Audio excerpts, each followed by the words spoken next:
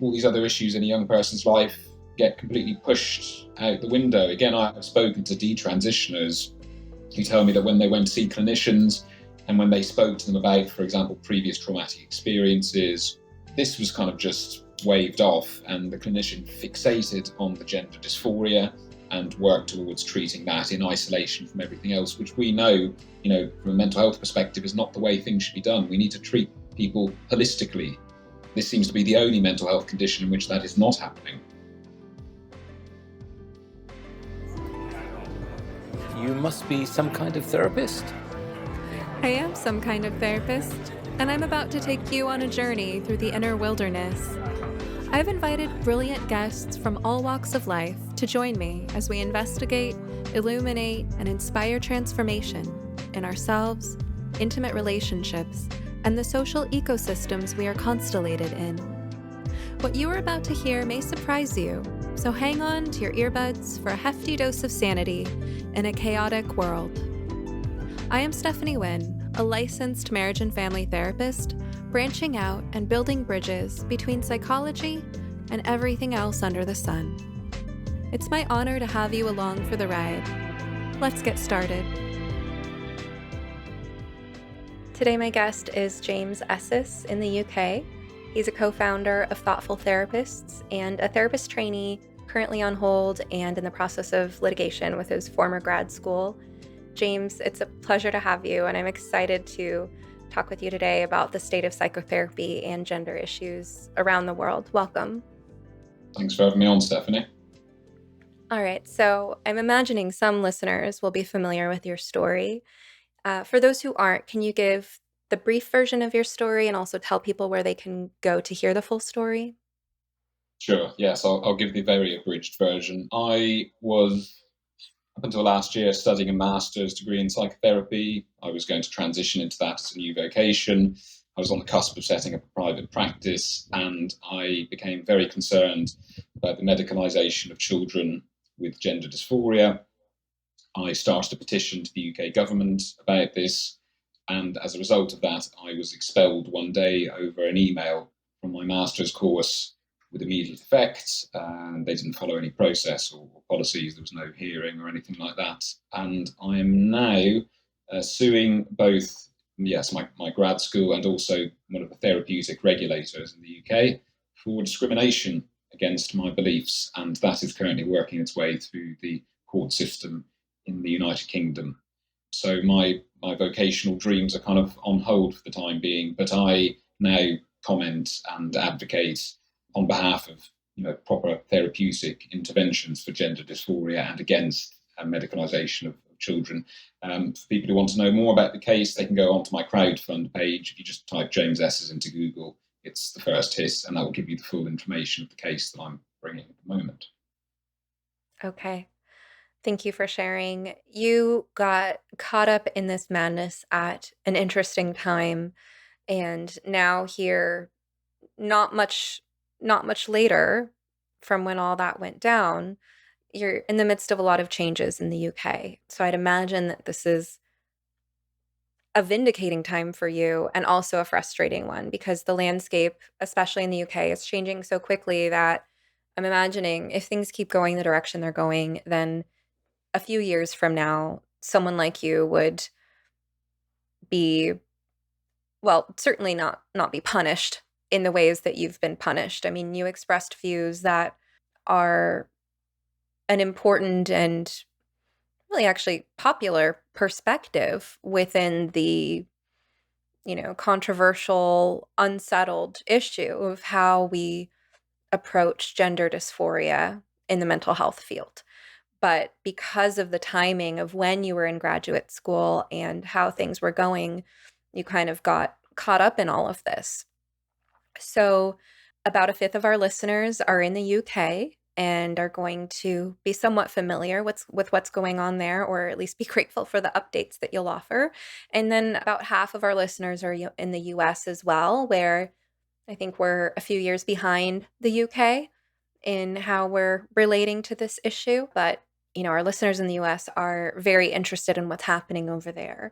So there have been a lot of updates to what's going on with gender in the UK recently. We're recording this on August 4th, 2022. I'm not sure when it'll be released, but just this week, I believe it was this week, that the news came out about the Tavistock's gender identity services for children closing following the interim cast report. That's a big piece of news. You said there's also updates with Stonewall, Mermaids, Allison Bailey, detransitioners. So, James, as our UK gender representative, where should we start? Tell us what's going on these days. Yeah, there's been a hell of a lot, and you're right. I mean, look, the landscape has changed significantly since I was expelled, which is just over a year ago.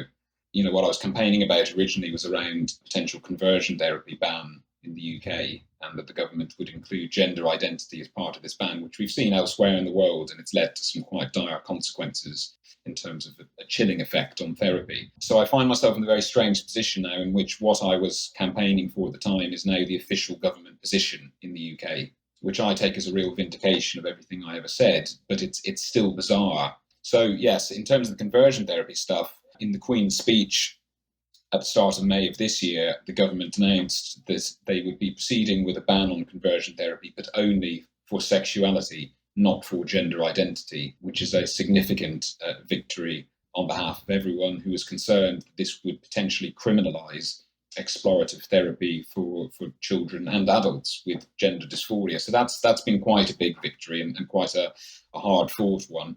But yes, even over the last 2-3 weeks, there's been huge changes. So you've alluded to the Tavistock being closed down. There have been significant concerns over this clinic since whistleblowers spoke out. I think it was in 2005, in terms of a real disinterest there amongst clinicians in terms of following up with patients long term to see what the effects of this medication was. And equally, a pressure felt by many clinicians that they had to basically affirm that they couldn't explore or challenge or consider other options. So the fact that this clinic has been done away with, I think, is a really important step. What we don't know is really what's going to come out of this. Hilary Cass, who's preparing this report on behalf of the government, has said that she wants to set up some more regional type centres with more of a focus on a holistic treatment of gender dysphoria rather than solely with medicalization. But it's not clear yet what that's going to look like.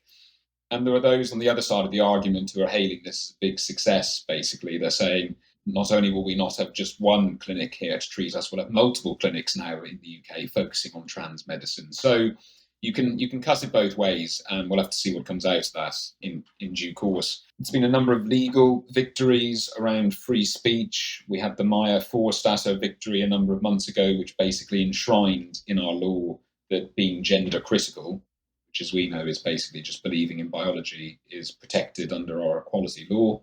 And just a couple of weeks ago, we had the case of Allison Bailey, who was an attorney in the UK, and she won a case of discrimination against her employers for an investigation that they launched against her because of comments that she had made online about gender ideology.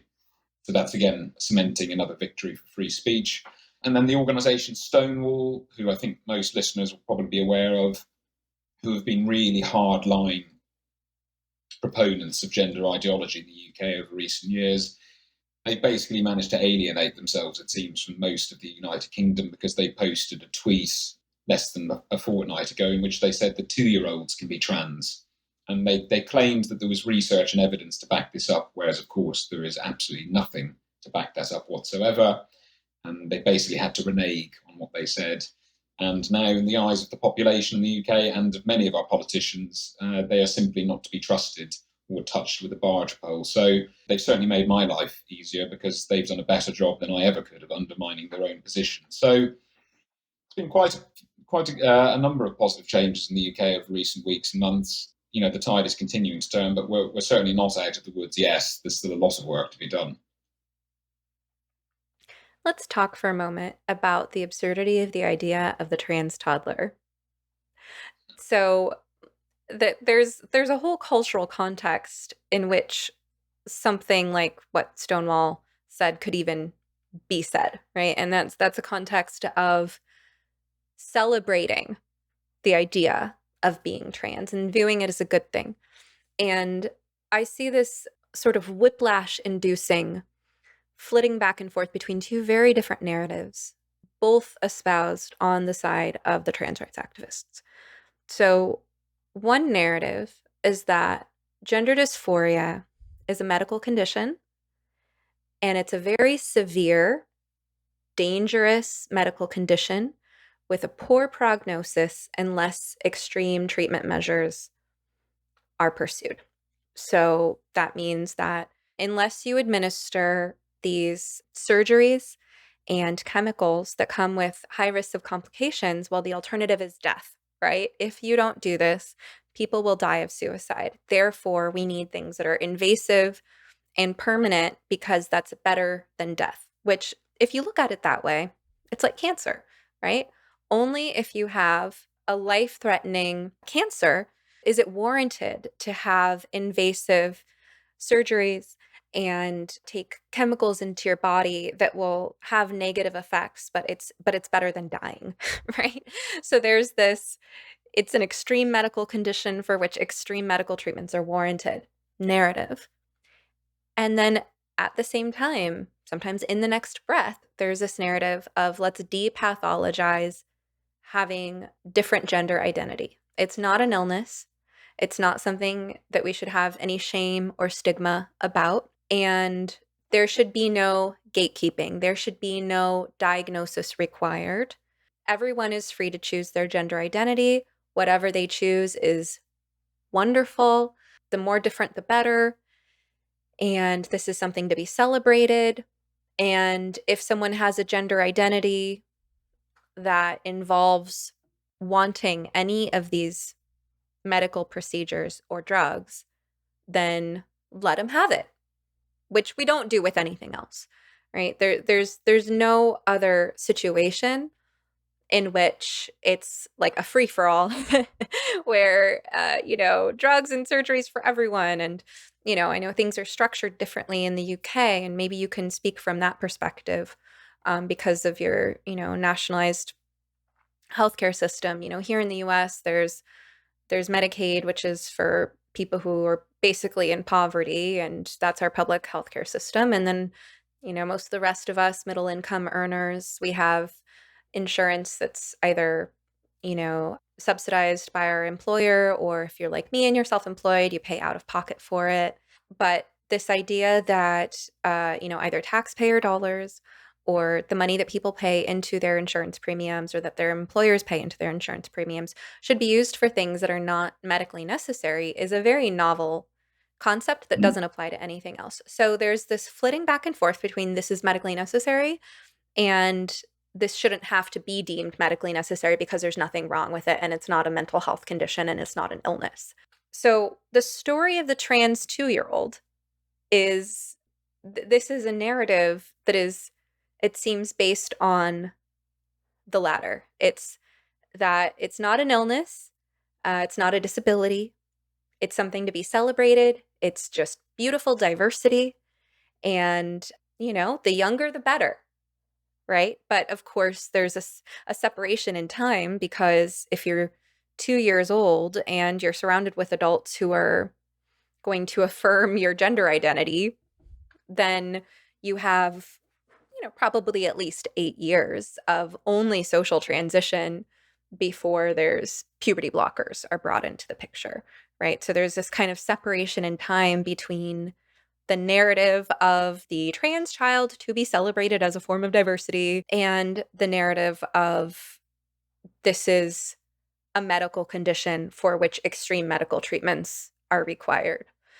I wonder, just as I'm saying this out loud, I'm wondering if the way that's set up suits their agenda, right? Because if you can separate these things out in time and space, the younger you can socially transition a child, the more you can kind of embed them into that identity, and the more you can, in some ways, the more you can deceive the public about how the wonderful, genderful, colorful child it involves treatments as extreme as surgery, and I'm going to liken it to chemotherapy, What are your thoughts on that? Look, I agree. I think this is done very strategically. I think it is very much a slippery slope. I've read research studies which show that even social transitioning, kind of living as the other gender, can cause changes to neural pathways and can actually make it less likely that somebody's going to settle into their own bodies. But it's all born out of nothing more than regressive stereotypes. I mean, I looked at the research that I think Stonewall were referring to in their two-year-old trans tweet. It's basically studies simply kind of acknowledging that toddlers are aware of maybe stereotypical masculine or feminine traits, and that some toddlers might act in a way that is stereotypically more greatly associated with the opposite sex. you know. And I see this borne out in a lot of educational materials pushing this ideology too, this idea that a young boy who likes flowers or the colour pink might actually be trapped in the wrong body. I thought we were moving away from regressive stereotypes as part of being in a liberal society, but actually we're going right back to them again. Yeah, and the point you make around the kind of inconsistency of this ideology, well, that's at the very heart of it. In fact, I would argue that gender ideology would completely obliterate if it didn't have these fundamental inconsistencies propping it up. It makes no sense whatsoever. I'm forever hearing, don't pathologize this. And yes, as you said, in the same breath, can you provide us with irreversible medication and surgery? I always come back to the point in the UK that in order to transition legally or medically, you have to be diagnosed with gender dysphoria. Gender dysphoria is a mental health condition. For me, that is the starting point that every conversation on this topic should have. I think part of the issue is that the picture has been watered down a bit. And this is a concern, particularly in the States and the powers that be. I've seen the definition of gender dysphoria, for example, being watered down. I've kind of had a preview of what I think the new wording in the new edition of the DSM is going to contain. And it seems that as if it's going to include some ideologically based language, which is concerning. And I'm often being referenced to other health authorities around the world who have watered down the definition of what gender dysphoria is. Even in the United Kingdom and the therapeutic regulatory bodies, they will kind of say blanket statements like being trans is not a mental health condition. Okay, but in order to transition, you have to be diagnosed with a mental health condition. So I find that using statements like that from the powers that be is highly disingenuous, and it paints this picture that is completely removed from reality. But the position has certainly gotten a bit murkier. And I do worry that the longer we go on, actually, and particularly if certain ideologues are in positions of power, that, I don't know, might there come a time in which the diagnosis of gender dysphoria is removed altogether. I mean, in the United Kingdom, I appreciate I'm kind of going off on a bit of a tangent here, but in Scotland, they're in the process of reforming the Gender Recognition Act, which is the act by which people can legally transition and be recognised on various legal documents as the other sex. And the Scottish government there is proposing to remove the existing requirement to be diagnosed with gender dysphoria.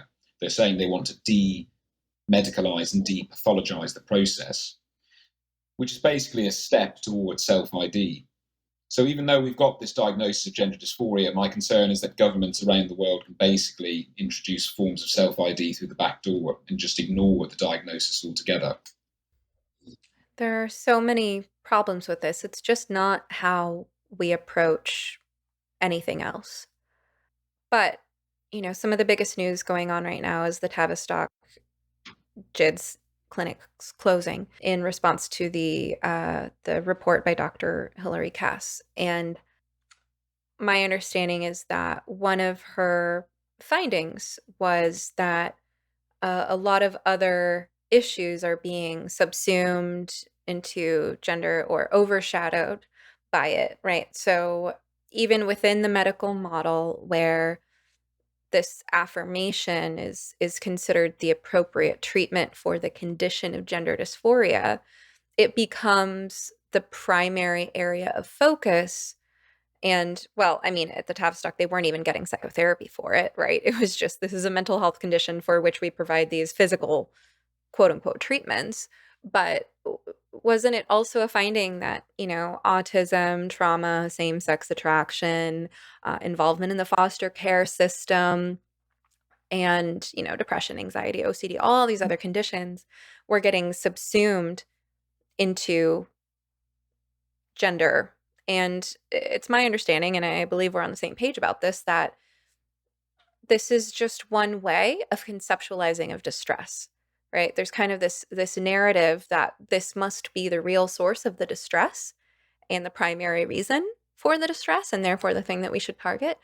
But wouldn't you say that we all struggle to make meaning of our distress, especially the younger and less experienced we are, or the more impressionable and vulnerable? And that, part of psychotherapy is you're in distress, you don't know why, or you don't know what to do about it, or how to alleviate it. So you go to a professional saying, help me figure myself out. Why do I feel this way? How can I feel better? And that's where it's our job to help, not to provide the answers, but to explore the questions with someone with all of our professional ability to guide that process. It seems to me like there's a lot that's being called gender dysphoria because that's how the young people are conceptualizing of it, and that this is very influenced by what they're seeing online. I mean, have you seen that there are maybe other sources of distress that need to be explored, but where this just becomes a defining narrative? I completely agree. It's been treated as kind of the end point in and of itself rather than simply a symptom of some wider distress or issues going on. And I see this being utilized in language around treatment of gender dysphoria. So I come across private clinics in the UK carrying out double mastectomies, and they will refer to it, for example, as a gender confirmation procedure or a gender affirmation procedure. And really, what we're doing is we're kind of selling a myth to these often young people struggling that this is a silver bullet. And if you take these meds, if you have this surgery, everything will be just fine.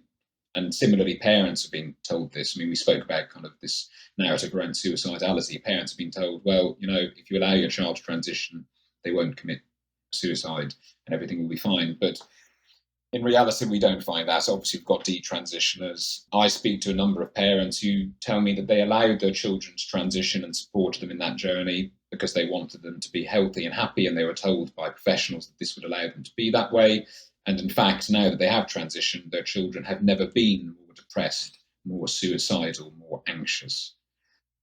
And all of these other comorbidities, all these other issues in a young person's life get completely pushed out the window. Again, I've spoken to detransitioners who tell me that when they went to see clinicians and when they spoke to them about, for example, previous traumatic experiences or hardcore bullying or severe anxiety and insecurities, this was kind of just waved off, and the clinician fixated on the gender dysphoria and worked towards treating that in isolation from everything else, which we know, from a mental health perspective, is not the way things should be done. We need to treat people holistically.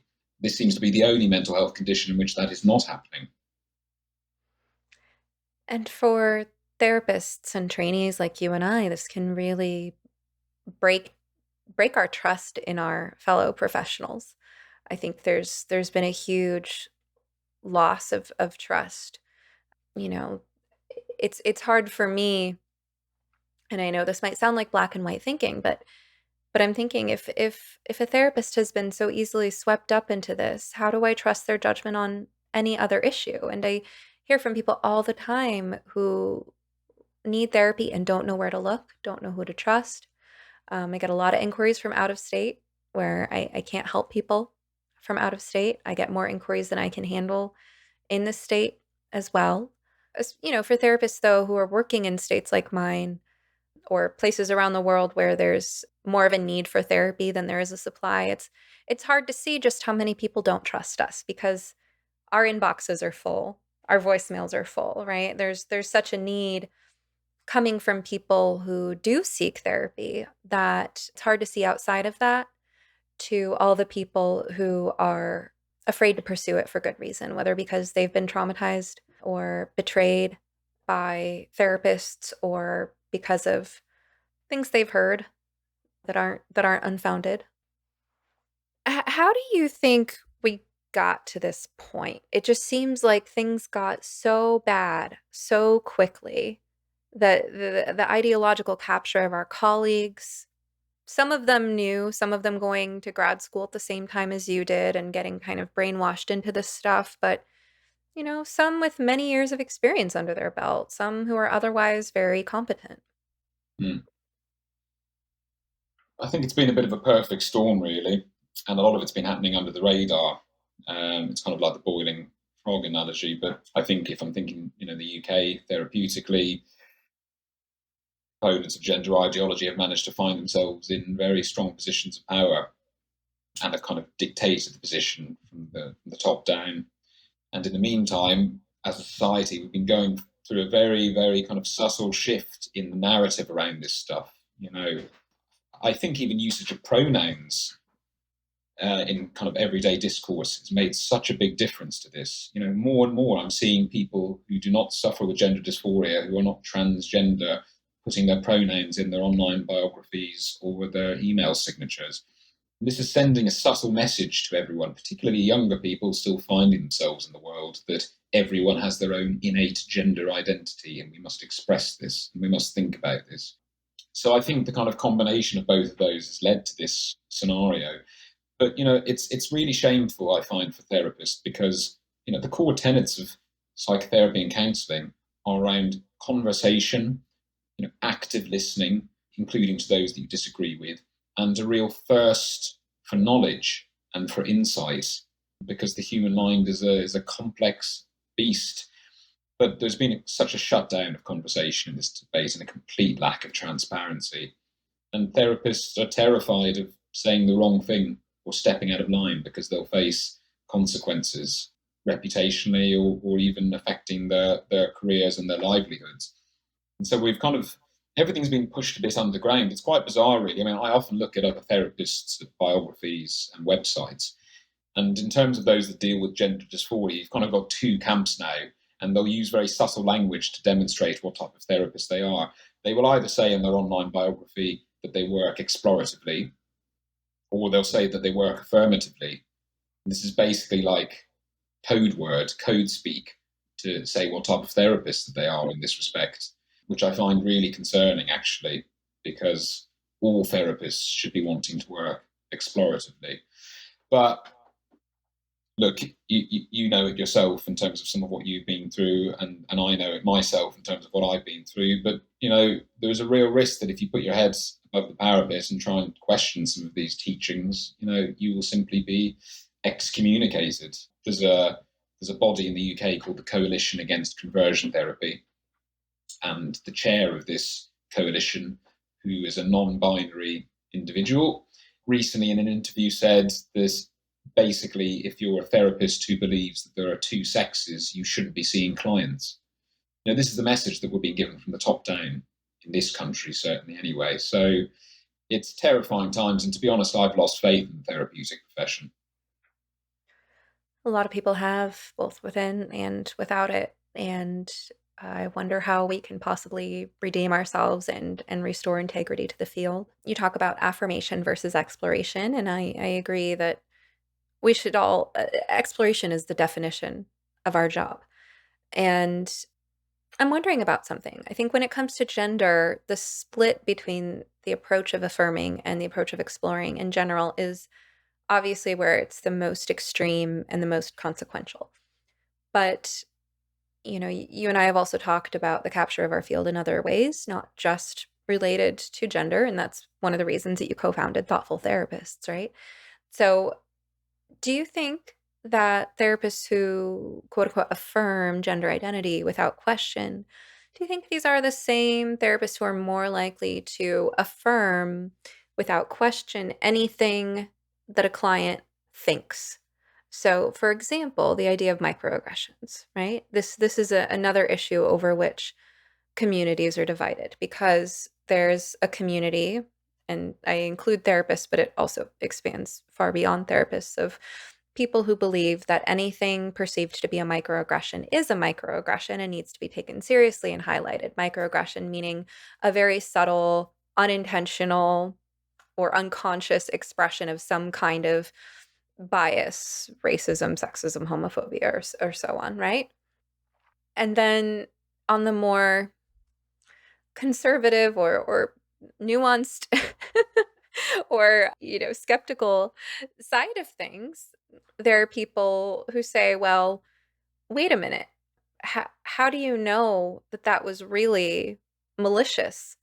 Or how do you know that that was really an indicator of some kind of problematic bias? Could it be that that was really just intended as a friendly compliment or as an innocent question? And furthermore, what are the consequences for mental health and relationships and society at large if we adopt this lens that looks for injustice everywhere, right? Like, is it possible that sometimes we're being hypervigilant and we're reading dangers and problems where there are none? And if so, what are we losing in the process? Is it actually making us more depressed, anxious, paranoid? Is it divisive? And I speculate, not without evidence, that therapists who affirm gender identity without question also affirm, oh yes, that was racist what your coworker said to you, that was sexist, that was homophobic. All these microaggressions are valid, and so too are the conclusions that you as a patient draw about your life. Same thing with trauma, right? That the way we conceptualize trauma, was something traumatic? And was it traumatic in a way that is permanently damaging or that necessitates living with a certain degree of disability or avoidance in your life? Not to say that a good therapist can't acknowledge genuine experiences of racism, sexism, and so forth, or that a person's feelings about those things aren't valid, nor to say that trauma isn't real and doesn't affect people. But I think that some of the same folks who are affirming gender identity are also kind of merging with their clients' perceptions when it comes to these other social issues. And I wonder about the consequences that has for people's overall well being, their levels of hypervigilance and paranoia, their ability to trust and get along with a variety of people and live meaningful lives. It's an interesting hypothesis. I think I agree in part, but I also think I have a slightly different take on it, which is that because we think about affirmation on one side, and on the other side we've got exploration, maybe even kind of challenge, challenging clients' perceptions, etc. I'm not convinced, certainly of the affirmative therapists that I've come across, that they've got any issue with challenging clients. Um, for me, what the link is whether it supports their own ideology. I feel that we're developing cohorts of ideologues rather than therapists who are bound by the sacred texts of postmodernism, for example. So, to kind of just thinking about it, I I would imagine that the type of therapist who might affirm gender ideology and transitioning might also, if they were presented, for example, with a straight white male client, might also challenge that client very harshly on the fact that they have white privilege, white male privilege, and introduce that idea into the mix, completely unfounded, actually. I don't know if that makes sense, but basically, what I think I'm saying is this: I think these therapists blow whatever way the ideological wind is going as to whether they affirm or challenge, as long as it supports their underlying narrative. And in essence, this is going in with a predetermined outcome, basically, because they are viewing their clients through this wider postmodernistic lens that they view the world through.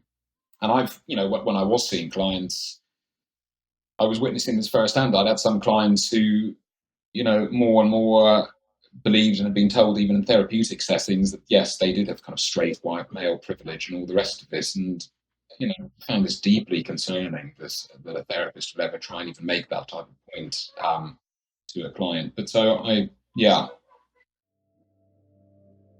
How are you sleeping? Sleep is a foundation of mental and physical health, equally important to nutrition and exercise. Yet it's often the first thing to go during times of stress.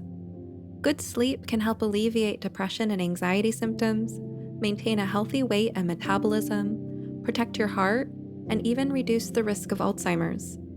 Yet still, a third of Americans struggle with sleep, and temperature is one of the main reasons.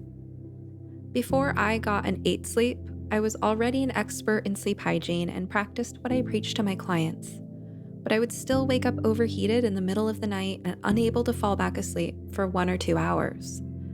Adjusting the air temperature and blankets was not enough. The mattress itself was keeping me hot.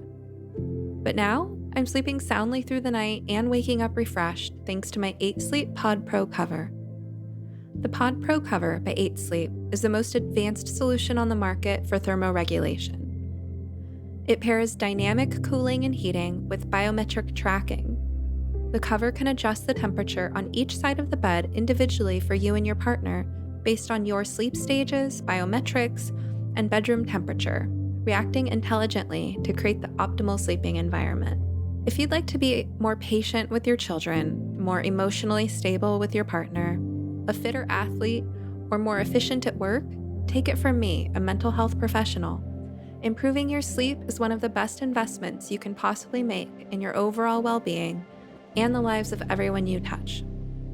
Go to 8sleep.com to check out the pod and use the code SOMETHERAPIST at checkout to start sleeping cool this summer with up to $200 off your purchase. Even if they're already running another sale, this code will get you an additional $50 off. And yes, to my listeners around the world, 8 Sleep currently ships not only within the USA, but also to Canada, the UK, select countries in the EU, and Australia. All right, now back to the show. Couple more things I want to touch on, but first, actually, let's look at some of the listener questions. I posted on Twitter shortly before meeting that I would be meeting with you today, asked if anyone Yep. had anything to ask you. So let me see what they have said. Allergic to fake news would like to know if you're single. It's always flattering to be asked. No, I'm not. I've somehow managed to find a girlfriend who puts up with me and all of my nonsense. A very understanding, empathetic girlfriend. Sadly to Okay. report. All right. Sorry, allergic to fake news. He's not available. Okay. Oh, this is another amusing one, especially because I don't know what it means since I'm not British. UK homosexual says, tell him he's a bit of a crumpet. What's a crumpet mean in British slang? Well, I'm Irish. I'm not British, but I think my understanding of that is that it's a compliment. I figured. I'm going to take it as a compliment anyway. Okay. Although it might not be, because if I think about the shape of crumpets, they're quite round. So I don't know. You don't appear very round. Oh, so in that case, I'll take it as a compliment. All right. Another compliment. N. Allison89 says, just tell him from us who are anonymous that he is brave and that this Twitter user has massive respect for him defending children. Thank you. It's very nice to hear. And Brian Canavan says, tell him some guy is still finishing an essay in relation to their debate. But now we have several questions. So let me just kind of read them all and we can choose where to start. Laura Wiley Haynes, she has some epic threads on Twitter. She's at Haynes_Wiley, Haynes. Anyway, she says, can some of quote unquote trans being clinicians lacking special skills to deal with the serious right brain issues these kids experience? Disassociation, self-hatred. I strongly suspect developmental trauma for many, which does not respond well to CBT and meds. So I think she's implying that, because a lot of what Laura talks about, and I recommend following her if you don't already, she talks about a developmental psychology approach. She has many years of being a child sexual abuse advocate, or an advocate for victims of child sexual abuse, I believe in particular. And she talks a lot about, attachment, trauma, dissociation, things like that. So she's speculating here that many of these youth have developmental trauma and right brain issues with dissociation and self-hatred, and that clinicians aren't doing an adequate job of recognizing and treating those issues. Did you have any thoughts on that?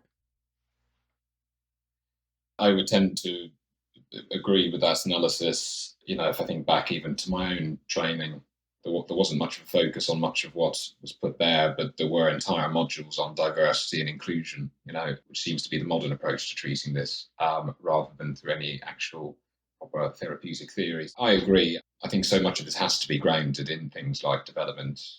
I think attachment theory is obviously interesting. And yeah, a wider disconnect between someone and their body. The correlation between something like, gender dysphoria, body dysmorphia.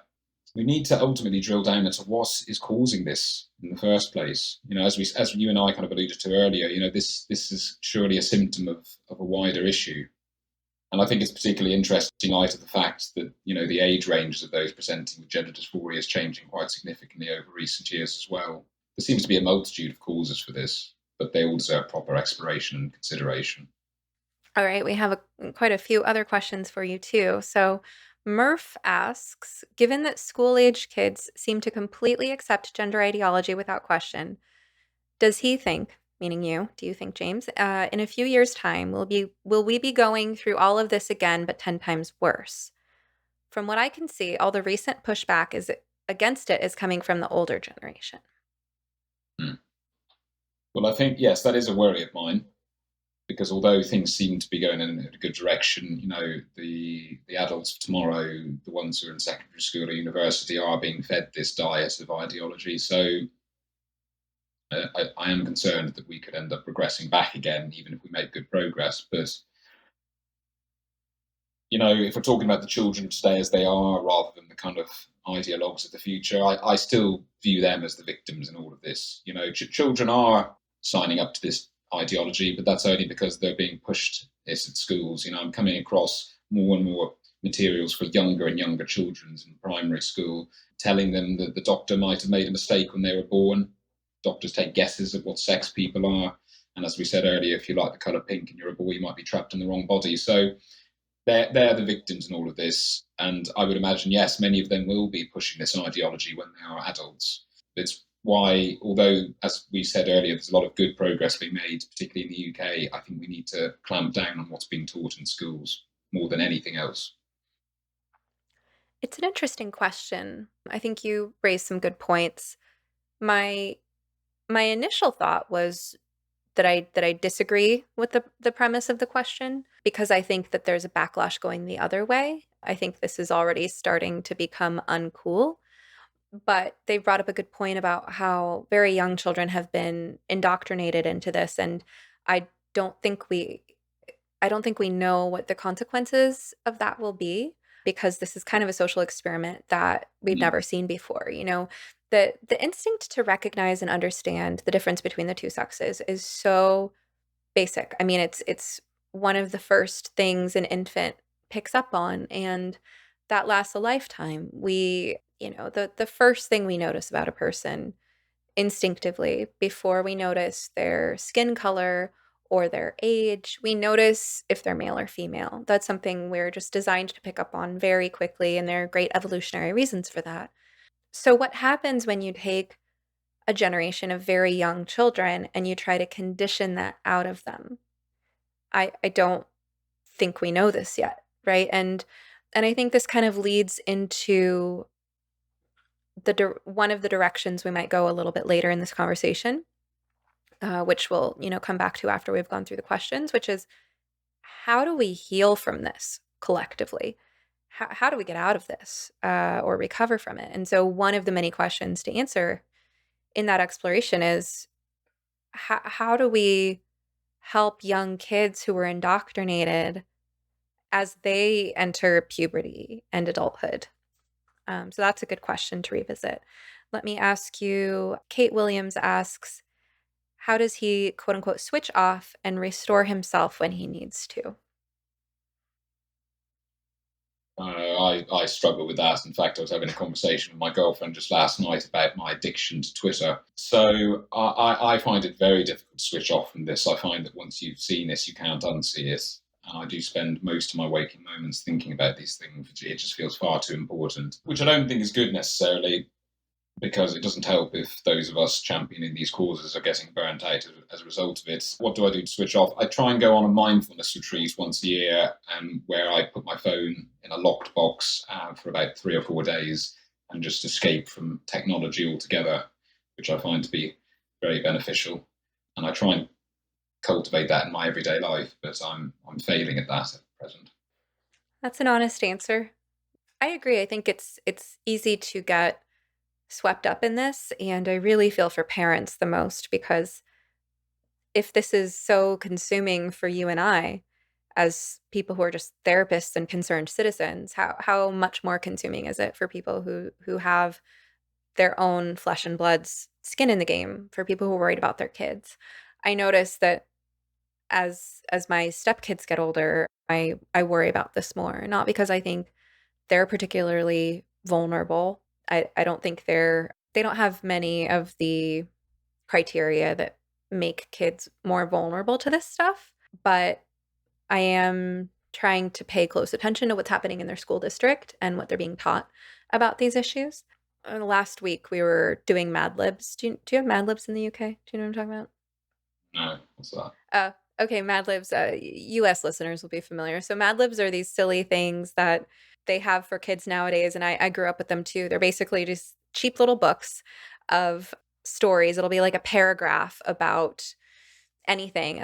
This is a Muppets Mad Lib, so it's stories about Kermit the Frog and Big Bird and so on, right? And so there's like a paragraph story, and then they remove certain words and leave blanks, and it'll just say like noun, adjective, adverb, and so on. And so one person will ask another person, all right, give me a noun, give me an adjective. Then they fill it out, and then they read this story that's just ridiculous in the end. It's like, one day Kermit was walking down the slimy street when he saw a orange cloud in the sky, like, so it's just silly, right? And this helps kids learn spelling, vocabulary, and it helps with understanding the parts of speech. So, like, understanding what is a noun versus an adjective. And we were going through the parts of speech just as part of the Mad Libs process. And my 10-year-old stepson asked, "What's a pronoun again?" In the middle of what's a noun and, clarifying all that kind of stuff. And, my heart kind of skips a beat. And their dad goes, he, she, and he's like, "Oh yeah," and just moved right on. And I was like, you know, dodged a bullet. And I'm, sitting there thinking, has he heard pronoun only in the same context that he's heard noun and adjective? Or has he been exposed to any of this stuff in school where, kids or teachers are saying, "What are your pronouns? My pronouns are," and so on. And so I sense those moments approaching, and I'm thinking about how do I protect against this stuff? And I'm kind of going off topic here, but my point is that, if I just, as a step parent of 8 and 10-year-olds who aren't super vulnerable and haven't been exposed to a lot, am thinking about it just that much more. Plus, I was already, like you say, addicted to Twitter. Got to watch out for that. And, I've had nightmares about these issues, and I've thought about them at times that I really just should have been relaxing. It's hard to get out of it. So my general advice for Kate Williams and for anyone following this is you have to practice self-care, maybe set some time limits for how much you use Twitter. I know with iPhone you can set time limits. You can create downtime.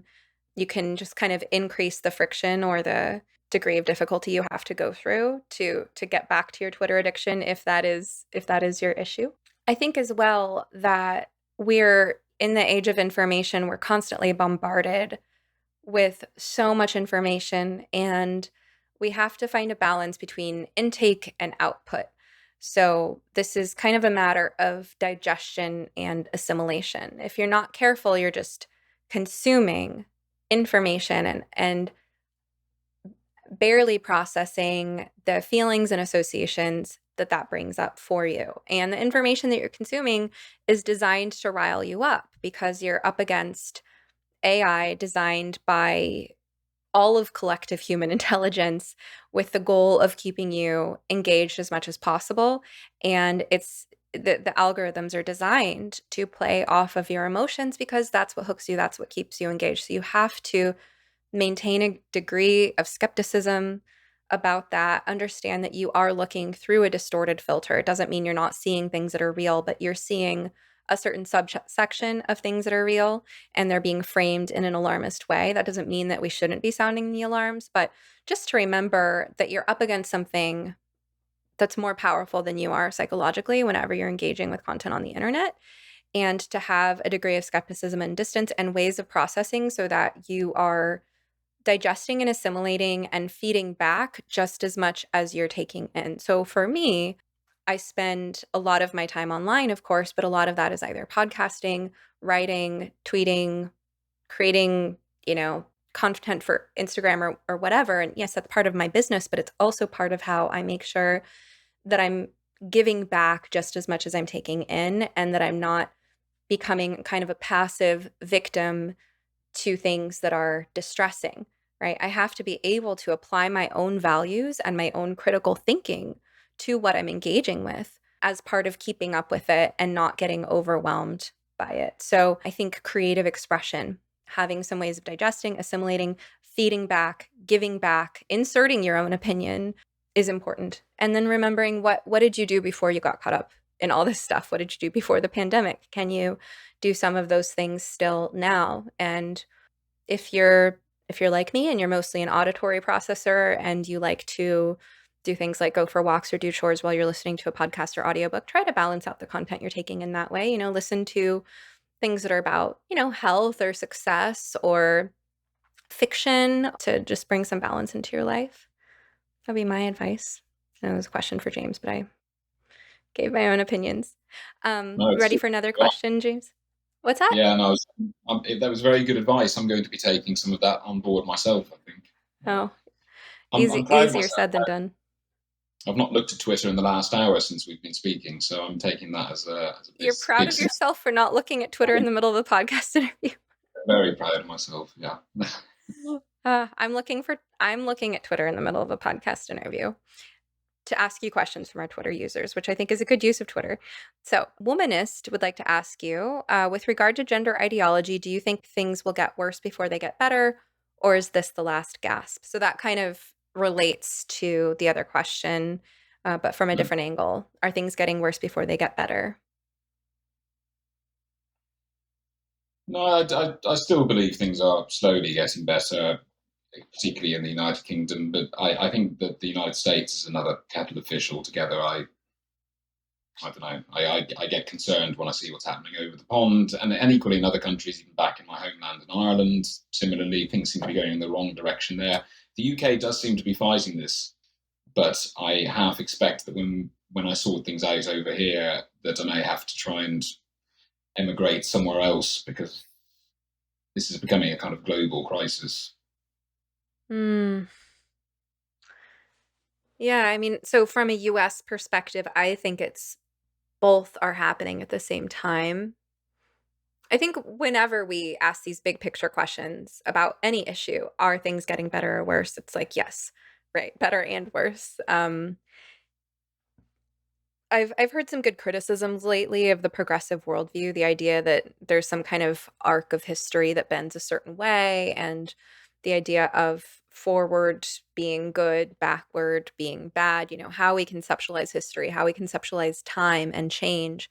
And some of the criticisms I've heard are just, there's just change and trade-offs. We can't say that things are unidirectionally just moving in a good or a bad direction. And I think in the US, obviously we're at a different place legally. I think the UK is ahead of where we're at in the US because you have this news, some of the points of news that we mentioned today with the Tavistock being ordered to close down their gender services for children by next spring, and some of the recent legal victories that you've had and so on.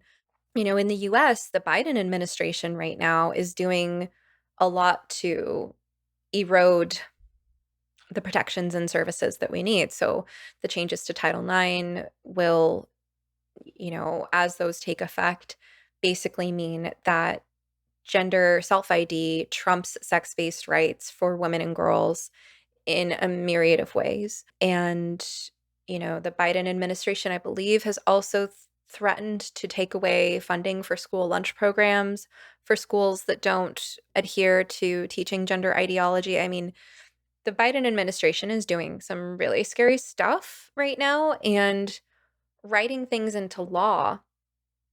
And I think there's some other scary stuff threatening the state of psychotherapy in law in the US as well. And things that are written into law take a long time to change, right? And at the same time, I think we've already reached peak trans in some other ways too. Like the stories of detransitioners coming out, the lawsuits, even on a smaller scale, like cases like mine and yours, although you're in the UK. And I think it's starting to become uncool. I almost think about it like this. I'm gonna free associate pretty wildly here, but bear with me because I think in metaphors. When it comes to the seasons on planet Earth, here in the Northern Hemisphere, our longest day where we get the most direct sun exposure is June 21st. Now, that's the beginning of summer. It's the summer solstice, right? And after that, the days start getting shorter. So if the amount of heat were just a function of how much direct sun exposure you're getting, then June 21st would be the hottest day of the year. And it would, the bell curve would kind of trickle down evenly on both sides of that, where May would be equally hot as July and April would be equally hot as August, right? But that's not the case. We know that even though the day length, the further you get from June 21st on either side before or after the day length changes evenly, but it just keeps getting hotter and hotter until late summer. Well, why is that? It's because of the accumulation over time, right? There's kind of a wave of accumulation of heat over time in the earth, in the atmosphere. And that's why things just get hotter and hotter even as the days are getting shorter and shorter before the shorter day length and the angle in relation to the sun changes adequately that it starts cooling down more. And I'm saying that because it's August right now as I'm saying this. So we're approaching that hottest time.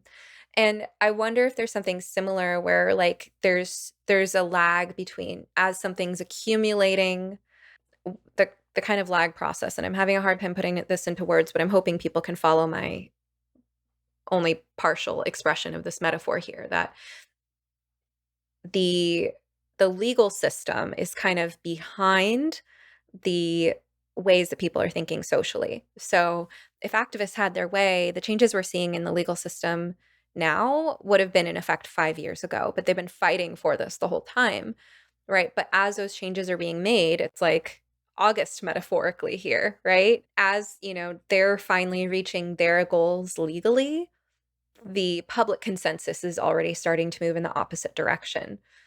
So that's my very mixed response to that question of things getting better and getting worse. And, when it comes to the ongoing question of how do we heal from this, it's like, yeah, well, that is one of those questions of when the legal system has been altered in ways that take years, but the social pattern is already changing. What do we do to address that? Let me move on because there's 2 more questions for you. Are you ready for them? Yeah. Okay. Artemis Rising asks, what are his views about the UK's GRA? Would he repeal it? Would he have amended it? And if so, how? Yes, well, this links into what I was saying earlier about what's happening in Scotland with the GRA's, the Gender Recognition Act, and the government in Scotland, who have devolved powers around this, are able to change the legislation. But in England and Wales, the government have decided that they're not going to make any changes to it. But basically, for non-UK listeners at the moment, you can legally change your sex. You need to obtain something called a gender recognition certificate. There's various criteria. There's an age restriction. You have to be over 18. You have to be diagnosed with gender dysphoria, etc. So I'm thankful that in England, at least, those provisions aren't being watered down, although they are in Scotland, as I said earlier. I'm concerned that if these get watered down, it basically allows self-ID in through the back door. I don't believe that human beings can change their sex. So on that basis alone, I don't believe that human beings can change sex biologically or indeed legally. And I find that having a system in which, as a society, we're saying, yes, you can change sex legally, but not biologically, is also fundamentally inconsistent. So, out of consistency alone, I would say that we shouldn't have this legislation. But we have it. And the most important thing to me is that it contains safeguards, as it currently does. If we drop the requirement for a diagnosis of gender dysphoria, if we lower the age to 16 or below, I think we'll have a real problem on our hands. I hope you've been enjoying this episode of You Must Be Some Kind of Therapist podcast. If you like what you're hearing, now's a great time to like, subscribe, follow, rate, review, or share. You can also support the podcast by visiting sometherapist.com/shop, where you will find goods and services I have personally curated to support your well-being and enrich your life. We're just building the shop, so check back periodically and feel free to suggest recommendations. All right, now back to the show. Yeah, I don't know the GRA in the UK, but I'm disturbed at the thought that in the US, at least the way it works, is that there's no record of the sex observed at birth, which they like to call the sex assigned at birth, but we know that it's not assigned, it's observed. So a person who's female, every cell of her body is XX, and her body was designed around the production of large gametes, right? That's a definition of female right there. But she can actually have a birth certificate that says male. So I don't think we can even fully grasp the implications of this. I think it's definitely problematic for data collection on things that matter, issues where sex matters. Helen Joyce is behind sexmatters.org, or sex-matters.org, I believe it is, where they talk about all the reasons that sex matters. And so I would refer people there to understand that issue more fully. But, long story short, sex matters in data, in law, in medical treatment, in how things are designed. And so when we erase the records of people's actual sex, what are the implications of that? Well, one implication is that, when it comes to like criminality and criminal justice, if we have self-ID, and actually I don't think it's even required to, like, there are plenty of males in female prisons because of self-ID who they didn't change their birth certificate. So there is a record there. For others, there isn't. But what's on their birth certificate isn't even necessarily registered when they're incarcerated. It's not on their legal record, right? What's there is just what they call themselves, right? So how are we to understand the differences between, let's say, male and female patterns of criminality if now all these crimes, many of them violent crimes against women, rapes and murders of women, are being committed by males but reported as if they're by females? That's just one of many implications. So I think that it's dangerous even without knowing the GRA. One more question. This one is from Not That Julie. She would like to ask you, how do we talk to friends and family who, quote, just want to be supportive? It's a difficult one. I think being adversarial about it isn't helpful, because I think there's a multitude of reasons why people sign up to this ideology. I think, for some, I think maybe there is malintent there, but I would imagine they're in the minority. I think for so many, they're either afraid of offending someone, or they genuinely think they're doing the right thing. I've spoken to so many parents who at one point believed that allowing their child to transition was the right thing. And I believe that, because that's the message they've been told by clinicians and by the media and by politicians. So I think it's important to acknowledge that and to try and engage some empathy, particularly from a parent who's caught up in all of this, because it's a nightmare for these parents being presented with this one day, everything they thought they knew about their child's kind of going up in smoke in front of their very eyes. So I think it's important to kind of acknowledge the difficult position they're in, and that they're trying to do the right thing, rather than coming at it from a kind of combative approach from the outset. And then I think it's about simply presenting the facts to them. Again, not in an aggressive manner, because the facts speak for themselves. Biology and science and the research studies speak for themselves. And I found that for individuals who were proponents of gender ideology at one point, simply showing them the interview of a detransitioner, the scars from a double mastectomy that should never have happened, health implications that can follow taking of cross-sex hormones and puberty blockers. I find these things are powerful and speak for themselves, actually, to the point that you don't really need to do much advocacy. You just present them with the facts and the images, really.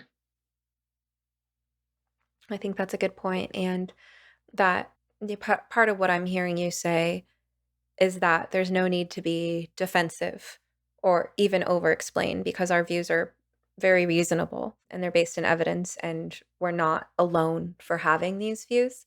And it's so easy for people to forget that, especially who are, living in certain communities or who have certain types of family and friends where these views that are actually very reasonable feel like they are in the minority. It can just feel so scary for people to express themselves. And someone reached out to me to consult on this matter recently, too, who's just having so much anxiety about self expression of reasonable things. And, one tool of awareness from therapy that I can offer is that defense is the first offense, right? And the amount we walk into an interaction with our guard up, feeling like we're walking on eggshells, that can create discomfort if we bring our own anxiety into it. And, easier said than done, because there are very real reasons why people have their guard up.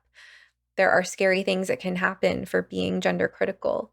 But I just want to, remind people that our views are reasonable and that you can frame them in ways that don't require defending. And that if you can try to calm your own nervous system and operate under the assumption that you're talking to a reasonable human being who wants some of the same things in life that you do and who cares about the same things that you do, but just has different information or has interpreted information differently.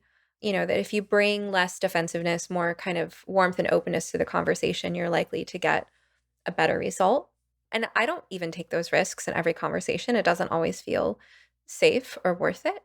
But I think there are some very understandable things you could mention, like many people on all sides of the issue have a mistrust of big pharma, and for good reason, especially here in the US where, we have drug advertisements on TV. And I understand you don't have those there, right? And our medical system has been very captured. I mean, people have reasons to be extremely skeptical of big pharma. We also know that human history is full of times that people thought they were doing the right thing that just look abhorrent in retrospect. And most people know those things. So if you can kind of gently point out that maybe we're in a situation that's actually not too different. Maybe there's currently a scandal going on with big pharma.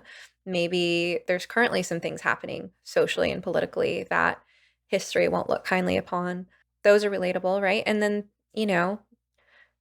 things, I mean, we're talking about child safeguarding, we're talking about sex-based rights that any adult has grown up being able to assume are basic human rights. I mean, there's a lot about trans ideology that's really in conflict with many things that we all hold dear, including people who are supportive of trans ideologies. They just haven't seen the conflict yet. And I think if you can bring up that values conflict from a place of understanding that you have some shared values in common, then there's a chance it'll go well sometimes. Another point about the idea of being supportive is that there's different ways to express support. Like, so for example, and I've mentioned this on another episode, I think was it my conversation with Michael Bowen that just came out? I don't recall.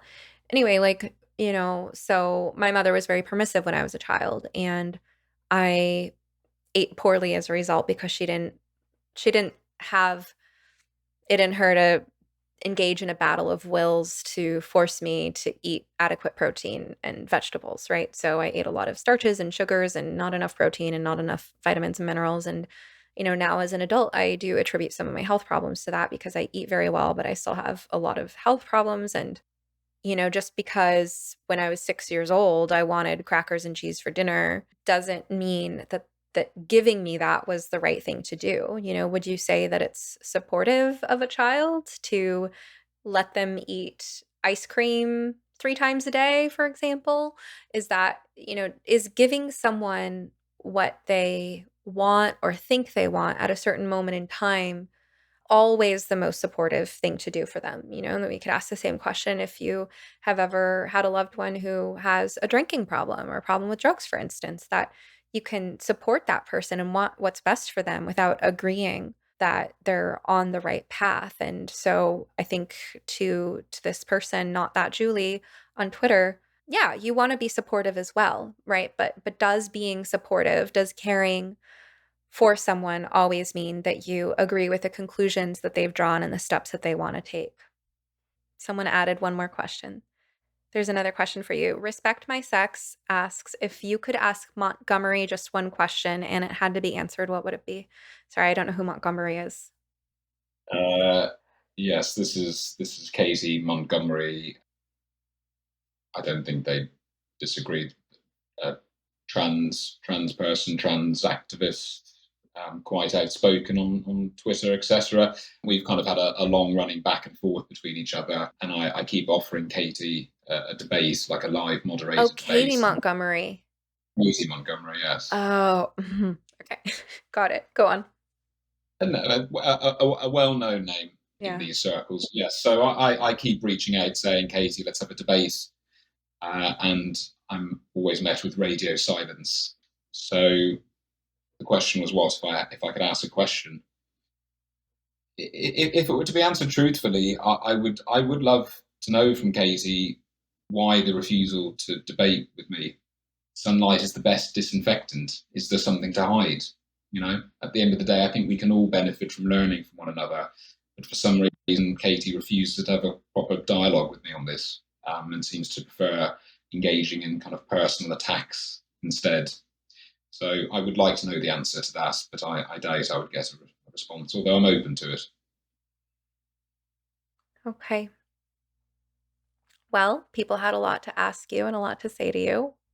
So let's spend some of our remaining time exploring, where do we go from here? How do we help people and society collectively recover, heal, walk it back, make amends?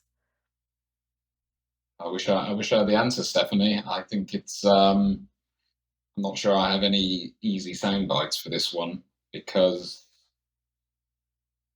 I do fear that a lot of the damage has already been done. The way in which this has come up on all of us over recent years, kind of under the surface. I mean, for those on the gender ideology point of the argument, they've played this strategically very well. I have to take my hat off to them in that respect. They've done an incredible job of embedding this within our culture, our education, our legal systems, etc., etc. So now it's trying to unwind from all of that and chipping away at it. As we said earlier, I think education has to be at the forefront of this, because our children are the next generation of adults who will be making the laws and setting the scene. So I think we need to get ideology out of our education system. I think media has a big part to play in this. Part of the shifts that have taken place in the United Kingdom, I think, is actually off the back of the fact that media corporations are more and more willing to actually look at this and talk about it. I think for a while they were shying away from this because it was too controversial. And also more and more willing to look at it in a balanced perspective, actually. We kind of say in the UK, the days of no debate are over. And now this is all out in the open for people to see. And again, I think there is a silent majority on our side. And if they're simply presented with the facts and the truth of what is going on out there in the world, I think it's difficult for them not to agree with us and what we're saying. So I think it's as much just getting the information out there as anything. I think we need to do some work on the medical and therapeutic professions, because therapists should be the gatekeepers in this respect. And if we have the powers that be pushing affirmation and medication over exploration, then we're going to find ourselves in big trouble. So I think there needs to be a complete revamping of the policies and the ethics that these therapeutic bodies are engaging in. And I think it's going to take more litigation. Unfortunately, I practiced as a lawyer myself in a past life. I think litigation really should be the last resort, but it's proving to be the only resort for many of us. And I'm hoping that if victorious, my own case will send a message to the therapeutic community in the UK that they cannot stifle and shut down debate over what is a very important and complicated topic. And I think more and more just talking, just having the conversations about this and instilling a confidence in people that they can have a conversation with their friends, their family, their workplace, or even in an interview with the media or with their local politician, and to know that they can stand up for what they believe in and believe that there are supporters out there who will make sure that they don't get shut down, that they don't have their livelihoods and reputations trashed. Because I speak to more and more people every day who are still just far too frightened to speak out about this. And I think until we can have more of a groundswell of people standing up for what they believe in, things just aren't going to change. Well said, James. I agree with all of that. I'll add a few of my own thoughts. I do agree that I think it'll take more and more litigation. I'm going to throw in one of my more radical ideas here, which is I'm very interested in psychedelic assisted psychotherapy. So, and I think if you look at kind of the future trends of the mental health field, psychedelic assisted psychotherapy is growing. We're very close to FDA approval in the US for MDMA assisted psychotherapy for treatment of complex PTSD. There's also a lot of promising research on psilocybin, so magic mushrooms, in the use of treatment for depression and obsessive compulsive disorder and end of life issues. And so that's a growing field. And then we also have this growing population of detransitioners and others who've been harmed. So I collectively refer to anyone who's been harmed by this as victims of gender medicine. And then there's still going to be a need to help people who want alternative treatments for gender dysphoria. So I see a possible convergence that needs to be explored there. And I'm starting to put these ideas out there just to see who wants to talk about these ideas with me. I don't have training yet in psychedelic assisted psychotherapy, but there are a lot of people who are studying how to perform that. And so I'd be interested in a couple of ideas. So one is, since MDMA assisted psychotherapy has been really incredible in helping people with complex post-traumatic stress disorder, I think it could potentially be a promising treatment for detransitioners and victims of gender medicine who have those PTSD symptoms as a result of what they've been through or maybe had them prior to, viewing and treating it as a gender issue. So I think that's something to be explored. I also think that since psilocybin is so promising in terms of breaking patterns and habits and breaking rigid ways of thinking, and might be promising too in the area of mind-body connection, which is, we know that to be weaker in people with gender dysphoria, that psilocybin-assisted psychotherapy might be a really interesting approach to, just an alternative approach, a non-invasive, really very low risk, especially in comparison to life-altering hormones and surgeries, approach to helping people who have some distress related to their gender and don't want to jump to invasive interventions. So I think those are things to be explored, and I'm excited to meet people with expertise in those realms and have those conversations, potentially to develop those treatment protocols for those populations. I also think that this whole crisis is humbling. It's deeply humbling, and it's all the more humbling for anyone who has been invested in it. It's the more you have participated in affirmation, the harder it's going to be to admit that you were wrong because of sunken cost and because of how much you've invested your time, energy, your beliefs, your hope, and values, everything that you've invested into this. It's going to be hard to let go of the idea that you were doing the right thing and actually realize that maybe you were doing harm, and to feel remorse. So I think that we need to make a lot of progress as a society, learning to deal with remorse, guilt, grief, learning how to apologize, learning how to make amends, learning how to practice forgiveness.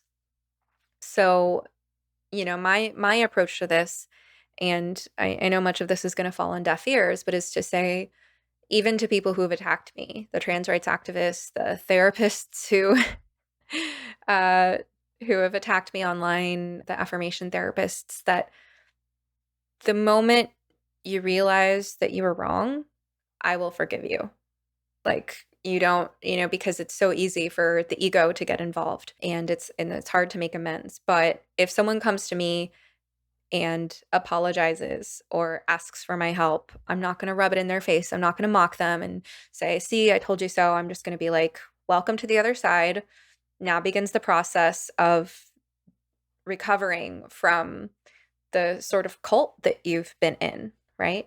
So I think forgiveness, I think making it easier for people to come back. I think we need a sort of a reinvigoration of family systems therapy. Therapy has become highly individualistic, and the affirmation approach to therapy has really broken families apart. So we're going to need help helping families come back together. We're going to need groups like crossing party lines. So what episode number is that going to be? Episode 17 with Lisa Swallow of Crossing Party Lines. We're going to need people doing that kind of work to help depolarize, help people come back together after having very disparate views. And we're going to need to reorient society, and I think go through a collective humbling, a collective recognition that we've really made some mistakes, and learn about just how easily influenced our minds are, and hopefully strengthen our psychological immune systems and become better critical thinkers, more cautious, less reactive. Those are my thoughts on some of the directions that we need to go to heal from this.